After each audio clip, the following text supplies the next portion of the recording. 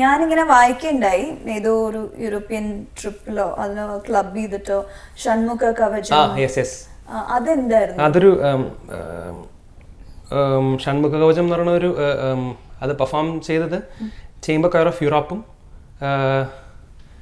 Chamber choir of Europe എന്ന് പറയുമ്പോൾ യൂറോപ്പിൽ ഉള്ള ബെസ്റ്റ് സിംഗേഴ്സിന്റെ ഒരു കൊയർ ഗ്രൂപ്പാണ് ചേംബർ കൊയർ ഓഫ് യൂറോപ്പ്. അത് നിക്കോൾ മാറ്റ് എന്ന് പറഞ്ഞ ഒരു കണ്ടക്ടറാണ് അത് കണ്ടക്ട് ചെയ്തത്.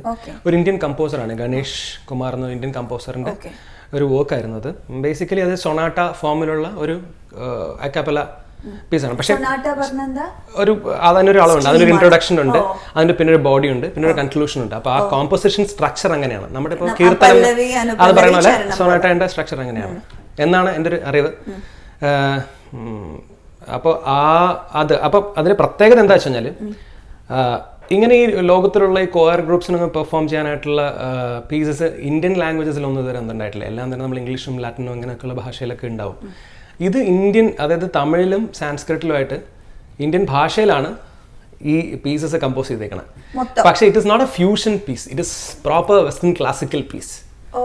ഇത് മറ്റേ ഇന്ത്യൻ മ്യൂസിക് അത് ഫ്യൂഷൻ ഒന്നുമല്ല, ഇത് ശരിക്കും ലാംഗ്വേജ് മാത്രം തമിഴും സാൻസ്ക്രിറ്റും ആണെന്നേ ഉള്ളൂ. അങ്ങനെ ഒരു പ്രോജക്റ്റ് ആയിരുന്നു. അപ്പോൾ അതിനകത്ത് 2 പാട്ടിൻ്റെ ടെനർ ലീഡ് ഞാൻ പാടി. മൊത്തം 5 പീസസ് ആണുള്ളത്. നല്ല എക്സ്പീരിയൻസ് ആയിരുന്നു. ഇല്ല അതെങ്ങനെ, അപ്പം ഞാൻ പാടിയത്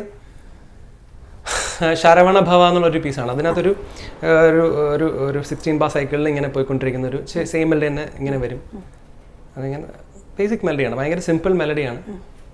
ശരവണ ഭവ ശരവണ ഭവ ശരവണ ഭവ ശരവണ ഭവ ശരവണ ഭവ ശരവണ ഭവ ശരവണ ഭവ ശരവണ ഭവ ശരവണ ഭവ അങ്ങനെ പോവും. ബാക്കിൽ കുറെ പാർട്സും പരിപാടികളും അങ്ങനെ ഭയങ്കര ആപ്പിൾ മ്യൂസിക്കിലുണ്ട് അല്ലേ? ഞാനിങ്ങനെ വായിച്ചിട്ടേ ഉള്ളൂ, ഞാൻ കേട്ടിട്ടില്ലെങ്കിൽ. അത് വായിച്ചപ്പോൾ എനിക്ക് കേൾക്കാനൊരു ആഗ്രഹം, അതുകൊണ്ടാണ് ഞാൻ ചോദിച്ചത്. എൻ്റെ മെയിൻ പീസ് എന്ന് പറയുന്നതാണ് ഷൺമുഖ കവചം എന്ന് പറയുന്ന ഒരു പാമ്പൻ സ്വാമികൾ എഴുതിയ ഒരു വലിയൊരു തമിഴ് ലിറ്ററേച്ചറാണ്. അത് എൻലൈറ്റ്മെന്റിനെ പറ്റി പുള്ളി എഴുതിയിട്ടുള്ള കുറച്ച് വരികളാണ് ഉള്ളത്, എങ്ങനെ നമ്മൾ ഒരു അടുത്ത ബീയിങ്ങിലേക്ക് മാറുന്നുള്ളതിനെ പറ്റി. അപ്പോൾ അതാണ് അതിൻ്റെ മെയിൻ പീസ്.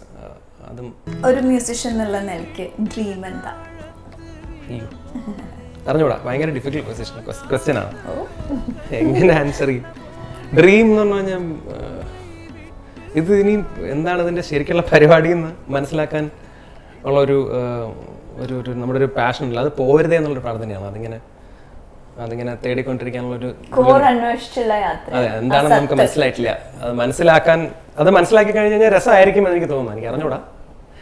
അപ്പോൾ അതെന്താണെന്ന് എന്തോ ഉണ്ടെന്നൊരു പരിപാടി അറിയാം, പക്ഷെ അത് മനസ്സിലാക്കിക്കൊണ്ടിരിക്കുന്നുള്ളൂ. അത് മനസ്സിലാക്കാനുള്ളൊരു ഒരു ഉള്ളിലുള്ള ഒരു ത്വര നശിക്കാതിരിക്കട്ടെ. അതെ, അത് നശിക്കാതിരിക്കട്ടെ, മനസ്സിലാക്കാൻ പറ്റട്ടെ, അതിന് ഭഗവാൻ അനുഗ്രഹിക്കട്ടെ. All prayers. You are so deep. Thank you so much. അപ്പോൾ ഒരു പാട്ടും കൂടി എനിക്ക് കേട്ടാൽ കൊള്ളാന്നുണ്ട്, വേറൊരു ഭാഷയിലെ. ഓക്കെ. തെൻപാണ്ടിച്ചി മയില തെരോടും വീതിയില മാൻ പോല വந்தவனே யாரடித்தாரோ தென்பாண்டிச்சி மயில தேரோடும் வீதியில மான் போல வந்தவனே யாரடித்தாரோ யாரடித்தாரோ யாரடித்தாரோ யாரடித்தாரோ யாரடித்தாரோ யாரடித்தாரோ யாரடித்தாரோ யாரடித்தாரோ யாரடித்தாரோ. Thank you so much. Thank you.